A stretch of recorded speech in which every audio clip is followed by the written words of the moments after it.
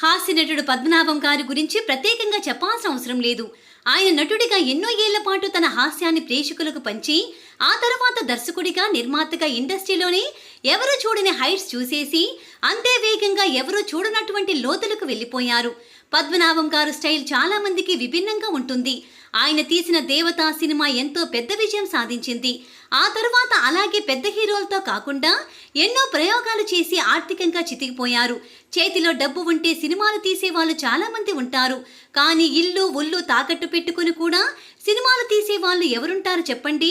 పద్మనాభం గారి తప్ప. ఆయన తీసిన సినిమాల విషయాలకొస్తే ఒకటి విజయం సాధిస్తే మరొకటి పరాజయం, ఇలా ఒకటి తర్వాత ఒకటి అనేక సినిమాలు ఆయనకు కొద్దిగా కలెక్షన్స్ పరంగా బాగా ఉందనుకునే లోపే మరొక ఫ్లాప్ ఎదురొచ్చేది. అందుకే ఆయన చివరి వరకు ఏమీ సంపాదించలేదు, ఉన్నది పోగొట్టుకున్నారు. చివరికి ఒక రూపాయి డబ్బులు కూడా చేతుల్లో లేకుండా కన్నుమూశారు. అయితే ఆయన సినిమా కోసం ఏదైనా చేసేవారు. ఎంతలా అంటే ఆయన తీసిన 4 సూపర్ హిట్ సినిమాలను ఒక సినిమా విడుదల చేయడం కోసం ఒక వ్యక్తి దగ్గర 60,000 రూపాయలు ఇల్లు తాకట్టు పెట్టుకున్నాడు.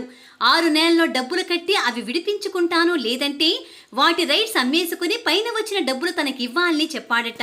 6 నెలల్లో డబ్బులు తిరిగి ఇవ్వలేకపోవడంతో సదరు వ్యక్తి వాటి రైట్స్ ని 3 లక్షల రూపాయలకు అమ్ముకుని పద్మనాభం గారికి 1 రూపాయి కూడా ఇవ్వలేదు.